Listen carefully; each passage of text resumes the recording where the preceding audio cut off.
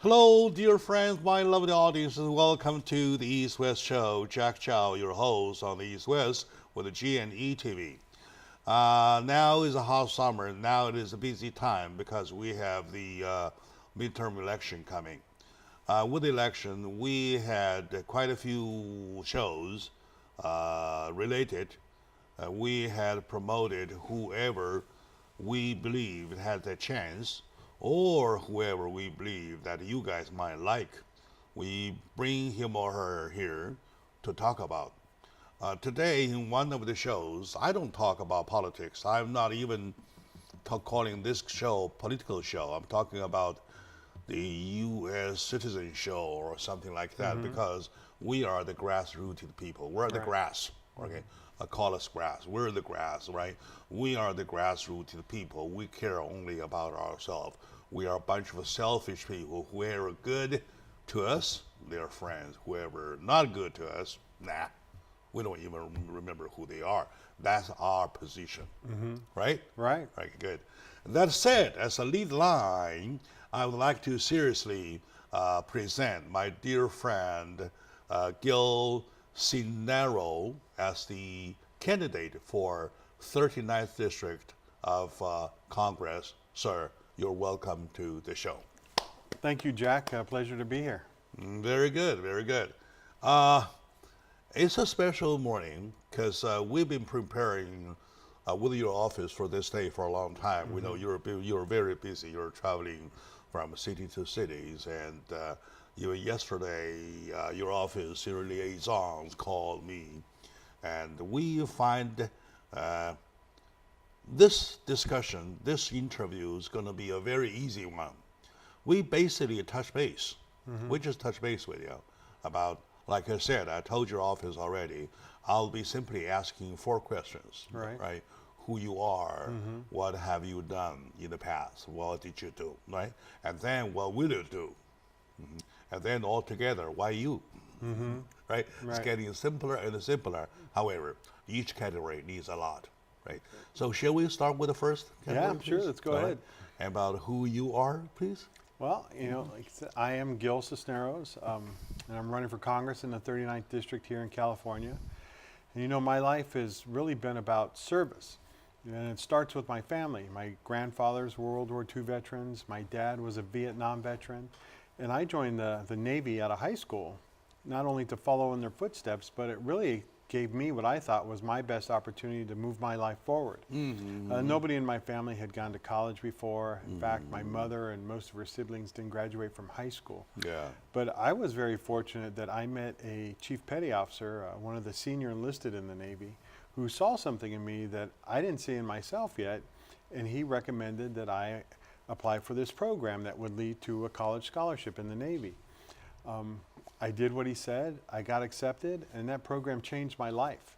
It gave me opportunity through education that I never knew existed before. And having lived my whole life in Southern California. That's exactly why you say your fundamental rule for running is that you want to find the same ladder provided for the next generation the Navy provided you. Right. It's about giving people an opportunity. Well said. Yes. And Go ahead. Education gave me opportunity. I ended up going to school, to college back east at George Washington University. After I finished that, I went into the Navy. It was an incredible experience. I learned a lot about leadership there. I used that time in the Navy. I got an MBA degree. I would use my GI Bill later on to go back to school and earn another master's degree in urban education policy from Brown University. Oh, I see. But really the other key point that where my life changed was, me and my wife were driving to dinner one day, and she just asked me a simple, playful question. If we ever won the lottery, what would you want to do? And I'm sure a lot of people have thought about this and kind of played along. Stupid question, but good. I ask myself the same question all the time. Yeah. So, I answered my wife. I told her I would want to start a foundation where we could help kids from underserved communities. Same thing. Yeah. I said the same thing to my wife. Yeah. And handshake. First handshake already. Yeah. First handshake already. All right. Good. Good. I think God was listening to us that day, because 2 weeks later we won the lottery. And we started Gilbert and Jackie Cisneros Foundation. You did win the lottery? We did. I did. Me and my You wife. did? Yeah. Oh my God. And All so- right. That separates me. Separates me from you. No, I never did. Go ahead. But for the last 8 years, we started our foundation. 8 years ago, we started our foundation, the Gilbert and Jackie Cisneros Foundation, where we've been helping kids from underserved communities, giving them that opportunity through education. That You never that I had. squander the money. No. It's, I guess some people may say we're squandering it running for Congress, but, I think we've invested a lot. We've spent over what we won from both what we've given through our foundation and what we've given personally. We've given over $40 million to help students through education. Good for you. Yeah. That's a good start right there. Yeah, it's it's an incredible experience. We've done a lot of things. We've sponsored college scholarships, college access programs. We give books to kindergartners so they can develop a love of reading.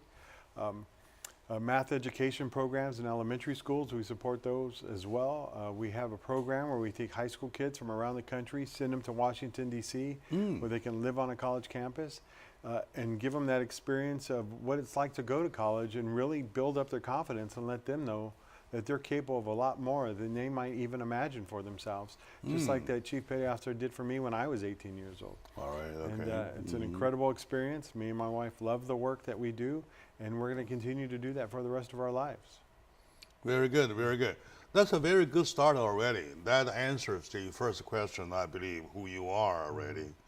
And you answer in a quite unique way, right?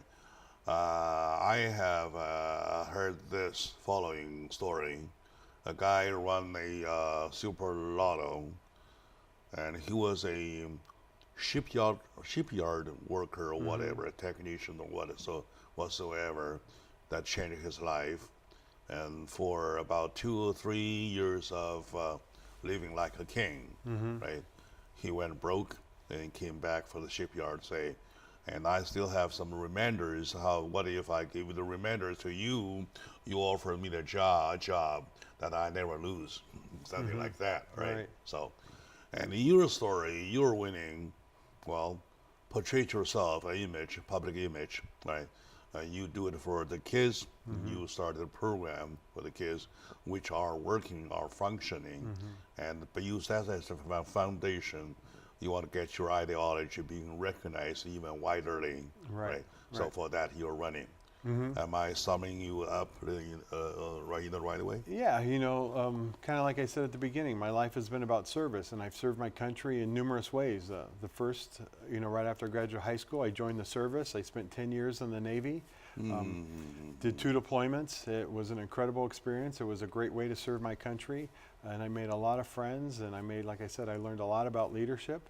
But now, knowing the opportunity that I had through education, that I was very fortunate that, the government paid for my education through Navy ROTC. I earned my MBA using tuition assistance, and then my GI Bill later when I got my second master's degree. I've been very fortunate in my life and very lucky that way. And even if I had never won the lottery, I knew I was going to be okay because I had my education. And when I got this incredible opportunity, this blessing really, I saw it as a way to kind of give back and really make an impact on other people's lives. So, and we know when we invest in these kids, and that's how we see it, right? It's an investment in these students, that we're not only investing in them, we're investing in their families, we're investing in their future, and we're really investing in our country, because we know the investment that we make in them today is going to make a difference in the country in the future. That makes a huge difference. I know lots of investors. I know hundreds of investors, right? Seldom I come across anybody who invests into the future, into education. I have a friend named Sean Ashton, mayor of Downey, somewhere, and he is a school teacher, right? And that day when he was here doing my interview, he felt I said, no.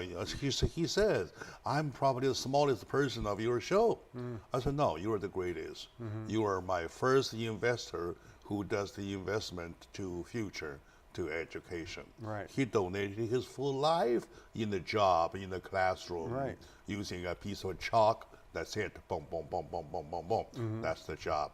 That's the future investment, right? So for that, for people, like I said, my audience all know me. It's my style, my character. Whoever did their time serving this country deserve me a salute. Well, thank you very A much. salute for me. Thank you. And also whoever contributes their energy, their life, their time to education deserves my second salute. Well, thank you very much. That's a start already. Oh, thank you. All right, my dear friends, that concludes our first segment for this interview, which I really want to play hardball. Well, you know what? It ends up like I like him a lot already. So stay with us. We'll be right back, please.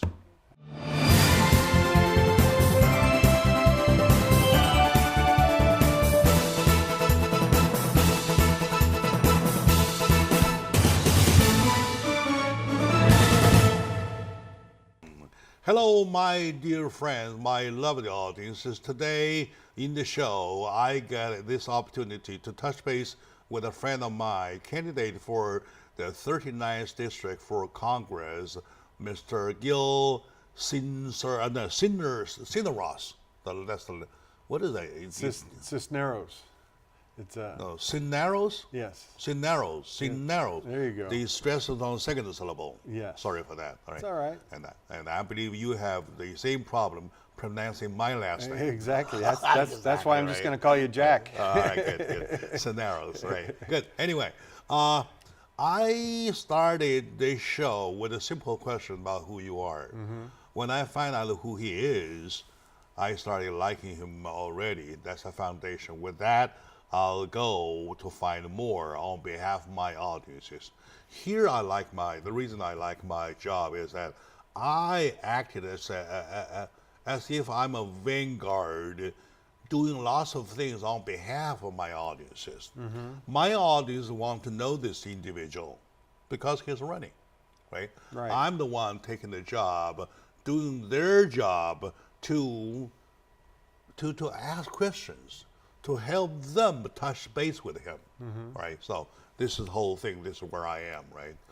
I noticed that in lots of areas, while doing my study of you, that you emphasize not only education but healthcare. Right. Right. Why healthcare? And also by healthcare, though, there's the big part you mentioned about the big farm, the medical product pricing area. So how do you start with that, and do you want to explain to my audience, please? Well, healthcare is an issue that it's affected my family directly. When my dad had been at the same company for 25 years, they started to downsize. He got laid off, and when that happened, my family lost their healthcare. My dad was a Vietnam veteran, exposed to Agent Orange, so when he started to develop diabetes, which was a side effect of Agent Orange, he couldn't afford, without insurance, he couldn't afford his medication. He used to have to go down to Mexico, down to Tijuana, to go buy his prescription drugs. I see. And that just shouldn't happen here in this country. The government does a good job with the VA and with the Department of Defense, where they go and they negotiate the price of what they're going to pay for these drugs. They should be able to do that for every American in this country. I see. Eventually my dad was able to go to the VA and start getting coverage from the VA, so now he gets his health care from there. But my mom had to go over 16 years without health insurance. Again, that shouldn't just happen in this country. It's too rich, it's too wealthy of a country to leave so many people without getting health care. And my mom, was without until eventually me and my wife, when we won the lottery, we were able to start paying for her health care. But I always say, my mom's a proud woman. She didn't like having to take a handout from her son. And I never seen anybody so happy to turn 65 in her life, because now she could get on Medicare. And not have to take money from her son anymore to pay for her health care. Ah, And I so, see. so this is why it's so important. This is how it's affected my family. You know, now we have a Republican Congress, a Republican administration that wants to go after health care. They tried to get rid of the Affordable Care Act for so long. They haven't been able to do it, so they started to chip away from it. They got rid of the individual, they got rid of the individual mandate. The mandate, yes. Which, you know, raised healthcare costs. Healthcare costs here in California went up 9% for that reason. Now they're talking about getting rid of pre-existing conditions. You know, and the number one topic that I talk to people when I'm out there talking to voters, the number one thing they bring up is healthcare. I talked to a mother of an 8-year-old daughter who was born with a heart defect. She's already had to have multiple surgeries. They've already spent $500,000 on her health care, and she's only 8 years old. She's worried about the pre-existing conditions being taken away, because then they're not going to be able to cover her daughter, or the health care cost is just going to go up through the roof and be extremely expensive. And that's just not right. We need to take care of our citizens. We need to take care of our people. This horrible tax bill that the Republicans passed that added $1.5 trillion to the deficit. Republicans are saying they're going to go after Medicare. They're going to go after Social Security to help take care of that deficit. Oh, they may go after anything, Right. not health care. How about that? Well, no, they've been trying to do it for a long time. No. We don't agree. We No, don't agree. That's why, you know, it's important to elect individuals like me that are going to go to Washington and fight for health care and protect Right. our health care system. Very and good. that's one of the things I want to do. And like I said, it's affected my family I personally. must say, in the first segment, you convinced me with your education point of view. And starting this segment, though, the healthcare is another point that convinces not me, but my audience over there, Right. by the millions. Yeah. Right. I am talking about millions, and you have 1.7 million here in Southern California. Right. Right. So now, put it this way. Like I said a while ago, whoever good to us, we support. Right. Right. Whoever not good to us, we are not supporting. Right. Why? Because we're selfish. Jokingly, we're selfish. Right. Politically, to be politically right, we are the people, man. Don't Right. forget, we have a nickname. Our nickname is so big in the Constitution, called "We the People." What a lovely 3 words, right? Right. But we the people, for example, one of them yesterday got a call from my insurance company asking me a ton of questions. None of them makes any sense. Your age, I said, I told you 1 zillion times already. Right. Your date of birth, I said, you called me already.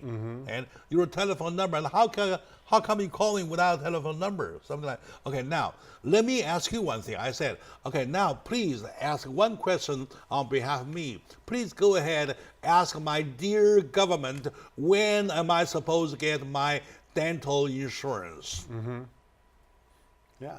Well, this is why I gotta eat to live. Right. When I eat, I use my teeth, right? When I have a tooth problem, I can't eat proper. That means I'm not leading. I'm living longer. Something like that. So medical care.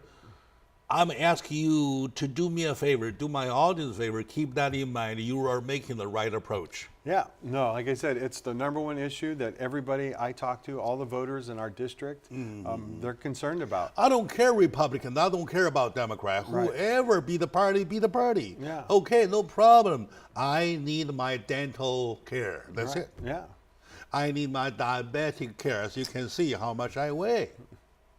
Right. And you should be So, able to have and access yet to that and how- medication. Well, what a lovely host. You don't want to lose. I want to live longer.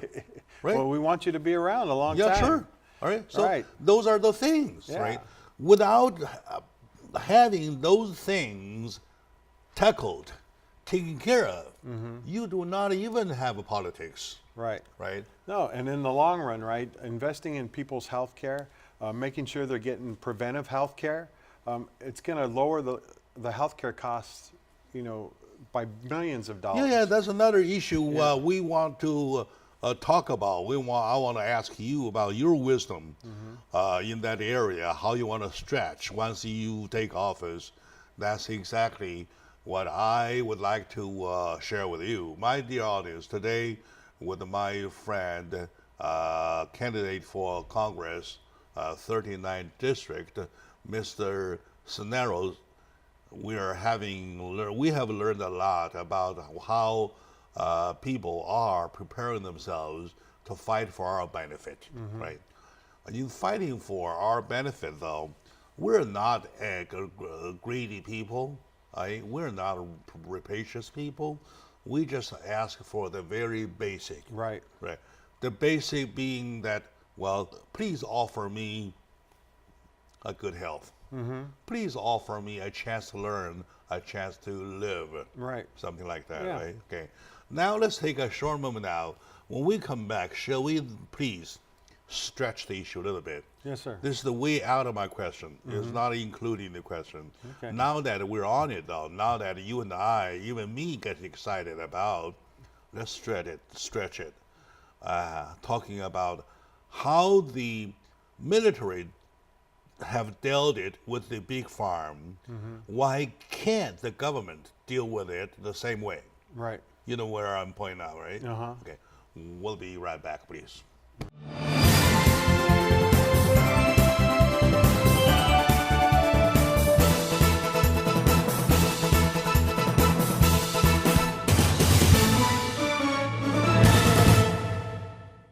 You guys comfortable, right? All right, good. Action.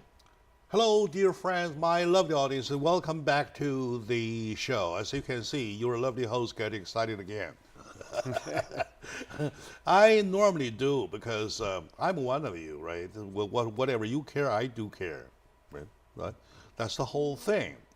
The whole thing. We hold the same fundamental base. That's it, right? With me today is the candidate for Congress, 39th District, Mr. Cisneros, Gil Cisneros, running for Congress, and I believe he is prepared. He is very well prepared himself. And so far, we've touched base about two issues. All the two issues got me in. I signed in already on the two issues. Right. Right.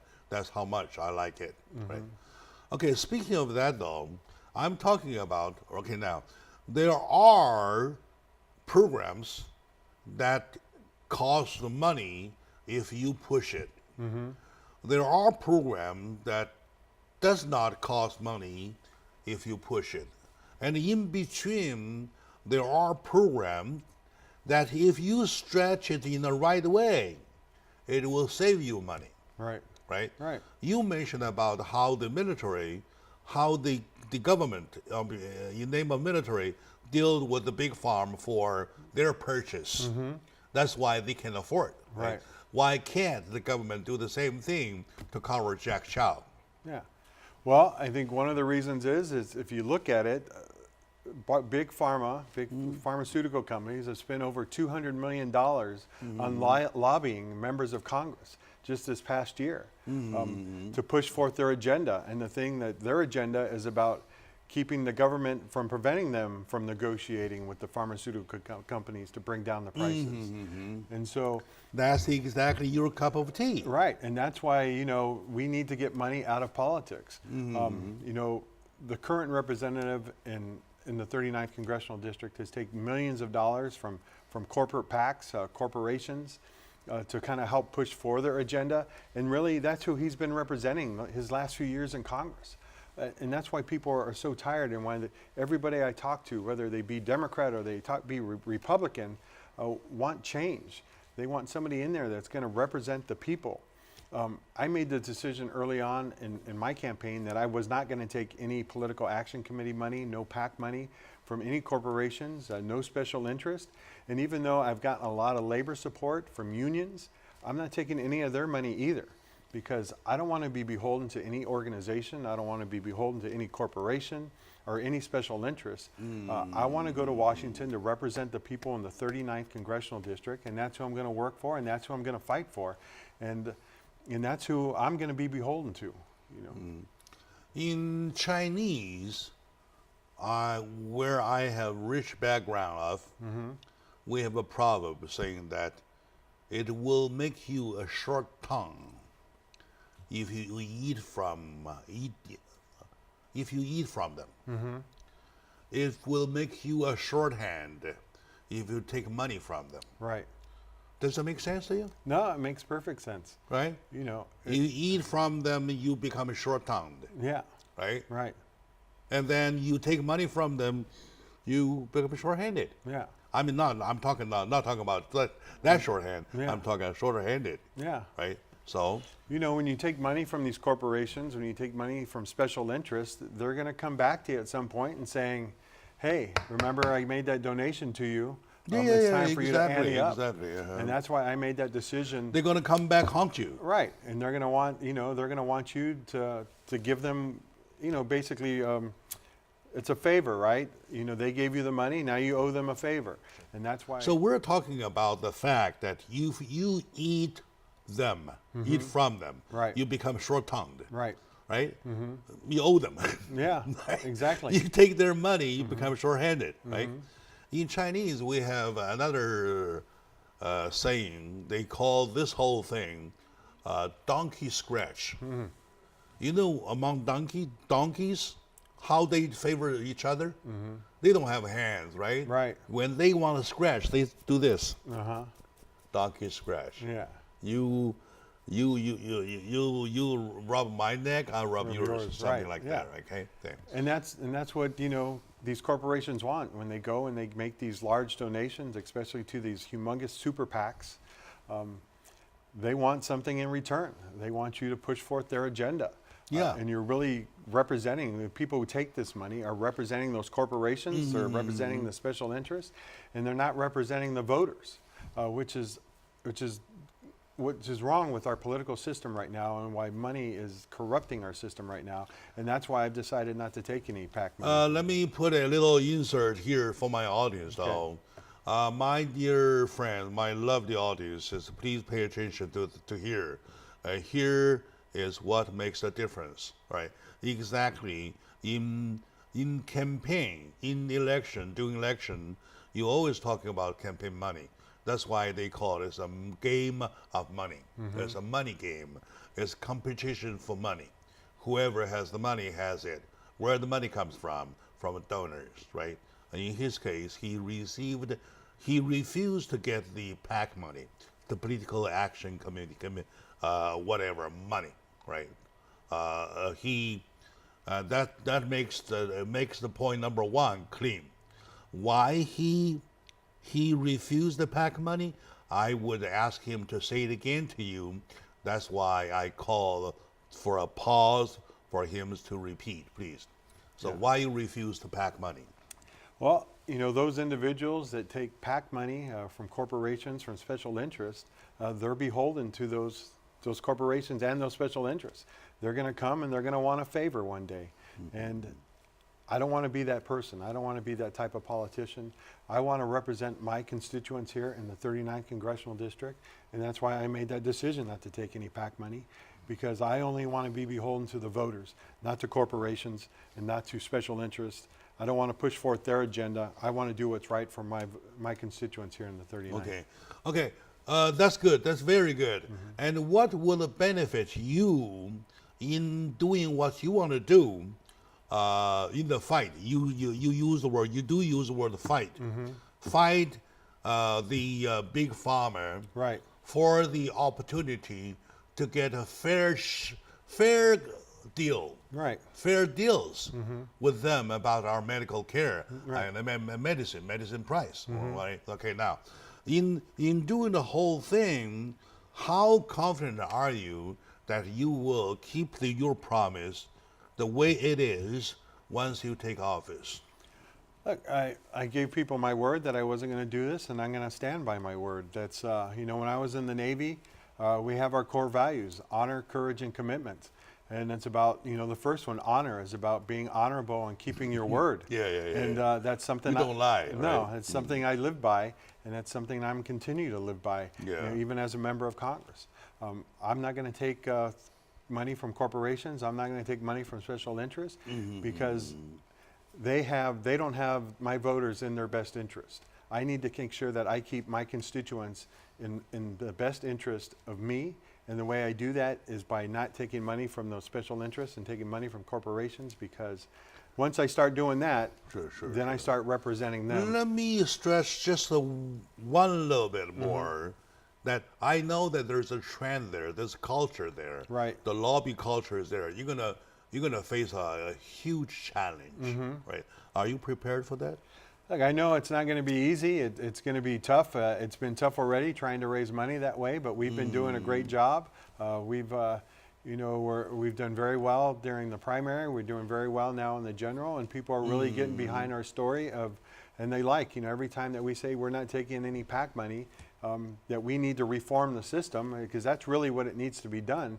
Is we need people in there that are going to be willing to reform the system. Dealing with the big farm for the medical care, for health care, though, to secure our health care, how confident are you in the fight there, in that field? Well, as a member of Congress, I'm going to work to make sure that we do that. And if I start taking money from them, then you know what? We lost, right? And so I'm not going to let that happen. I am going to work for my constituents. Like I said, this is a personal issue for me.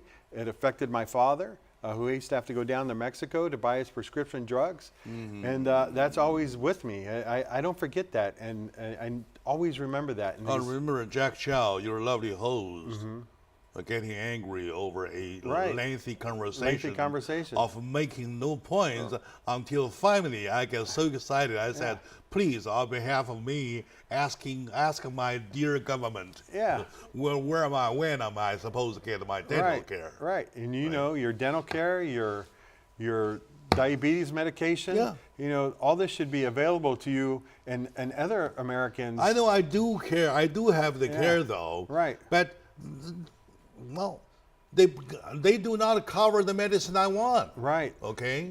There's one medicine costs me $600.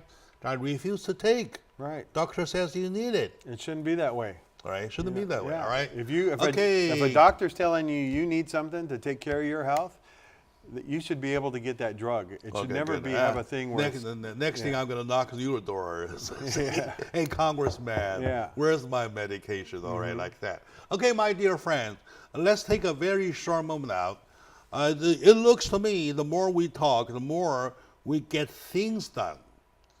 Okay, to get things done, it makes more sense than to talk about things, right? So we got the medical care thing done. When I say done, I mean that we have somebody who I locked in for the fight, right? He locked himself in for the fight, right? We know at least we have one more fighter over there if he gets elected. So stay with us.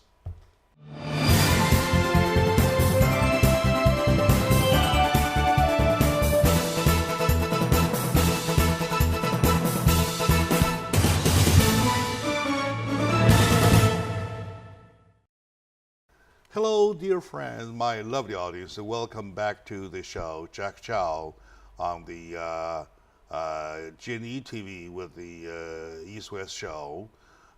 We talk about at the time of election, you always want to find the right person for their job, right? And the right person for the job means that he will be you, he will be representing you, right? And well, he might not be a hero, he might not be somebody super big, as long as he is willing or she is willing to work for you, he or she is the candidate, right? With me, Mr. Cenero is the fighter for me. I leave my eye.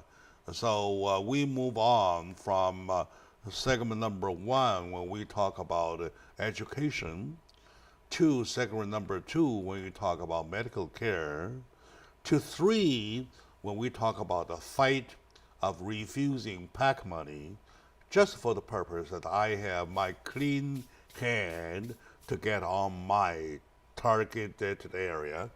So Those are the qualities I'm talking about. I like that already, right? Okay.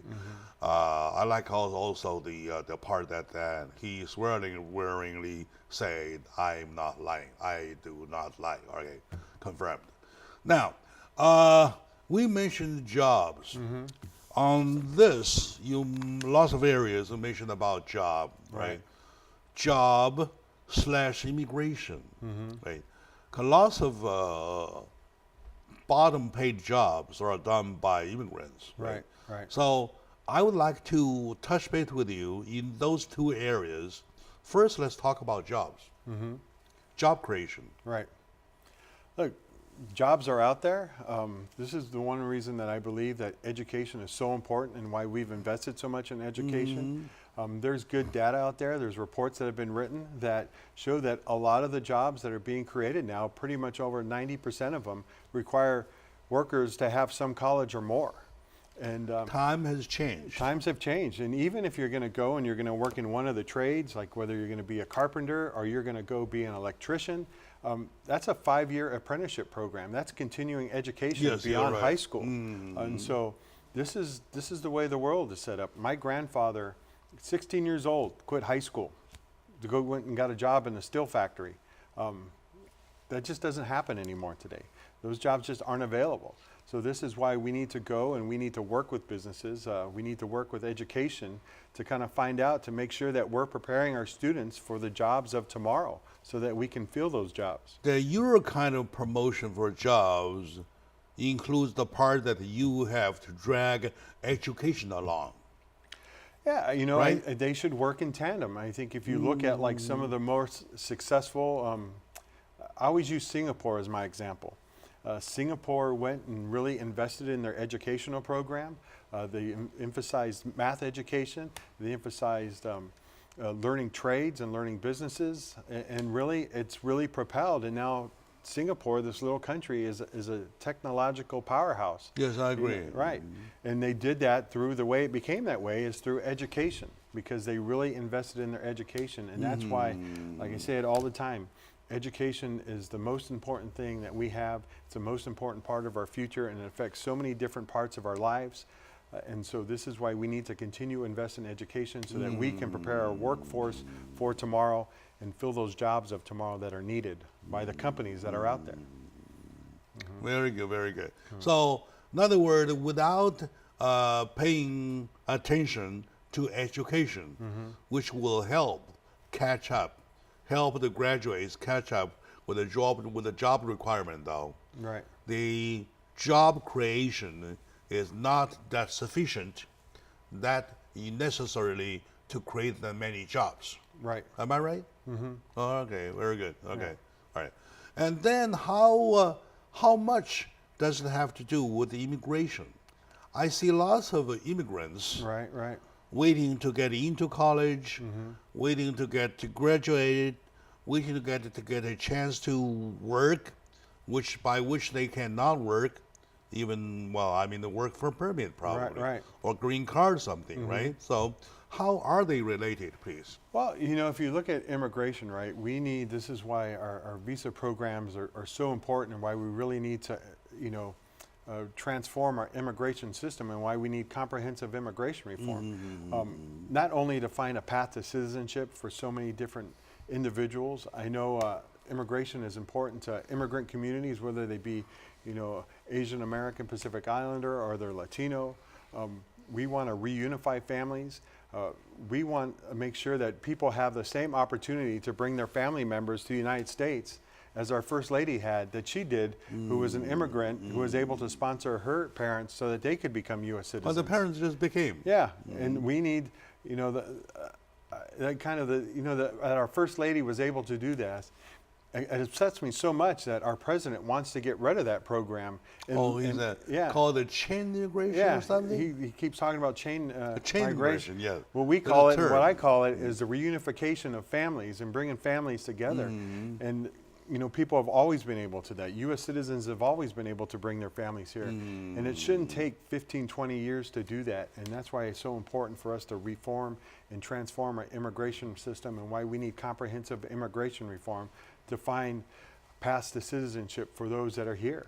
And really those, with the job markets, right? These visas are so important, these HB1 visas to bring people to work here is because we have shortages in these technology fields, but we also have shortages in doing, like we said, those intensive labor jobs, whether it be maybe working in the fields there in our farms here in California or wherever they might be across the country. We need people that can do those jobs, that are willing to do those jobs. And this is why we need to create a program that allows them to come here to do that so that they can work.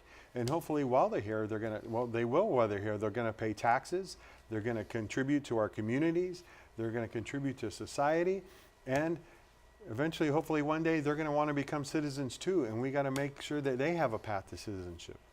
Very good. Now that you're running congressional office, there are two issues at the federal level that keep us scratching our head for so long.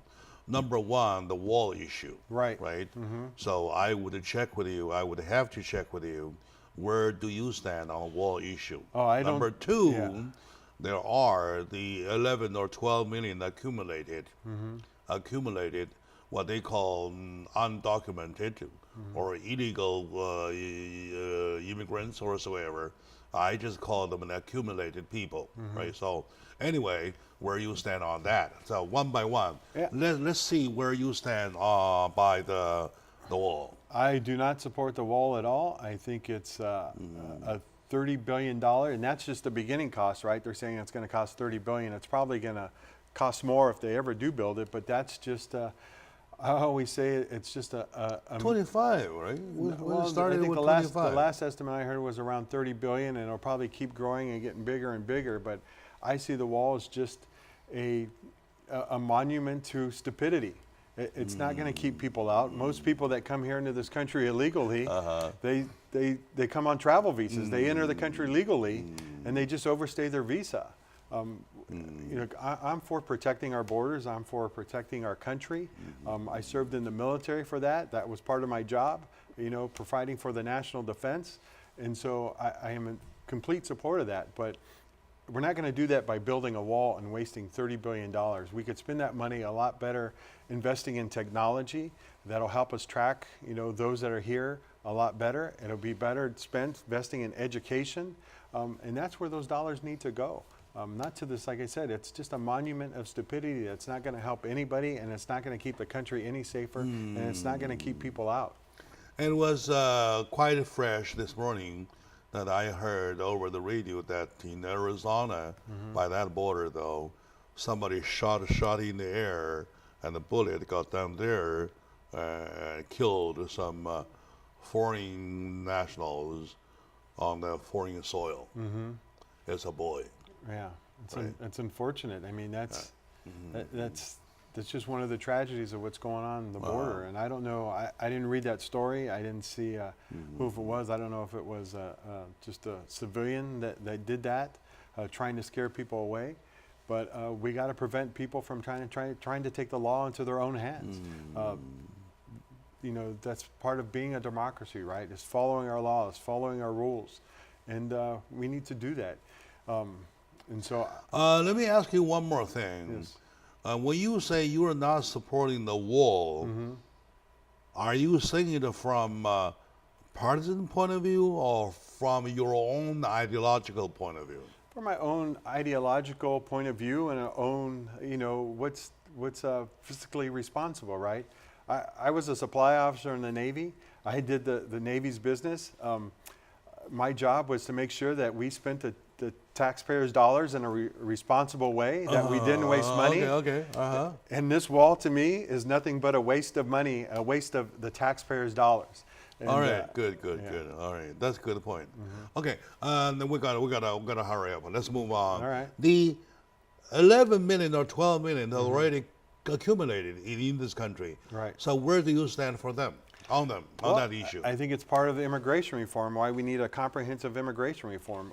Me and my wife, through our foundation, have had the good fortune of working with so many undocumented students, DACA students, people that were here brought through no fault of their own, just brought here by their families trying to make a better life for themselves. This is their home. This is where they grew up. this is where they want to make a difference. This is where they want to contribute because this is their country. It's all they've ever known.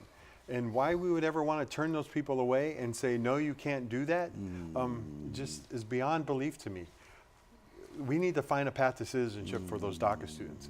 We need to be able to make sure that they can become U.S. citizens, that they can bring their families here, just like the First Lady was able to bring her family. We need those families that are out here that are making a good, honest living, contributing to our system, we need to find a path to citizenship for them. Like I said, they're contributing, they're paying taxes, they're making a difference in their communities. And if you do it the right way, though, you will have job opportunities created right away. Right there, right away, right within the 11 million or 12 million. Right within. You know, I think you've seen it. There's good data and there's research out there that when immigrants go to a community, it thrives. I remember I was listening to a speech by the former mayor of New York, Mayor Bloomberg. This is when Detroit was having its difficulties and it was going through bankruptcy. His suggestion was, and I think it was a good one, was, you know, move immigrant communities there. It'll help the city thrive and it'll turn it around. The firefighters. Right. All right. All right. We're over time. My dear friends, without knowing, time goes so fast. Relativity, right? Anyway, so with my friend, candidate for Congressional District 39, we had some good time. I believe, most importantly, we touched base 1, 2, 3, 4, 5 most important areas. I believe my friends would know what I mean, right? My friend know who they wanted to be there as our representative. So we'll see you next time. I believe that we need to come back second time. We'll see you next time, my dear friend. All right. Thank you, Jack. Been a pleasure.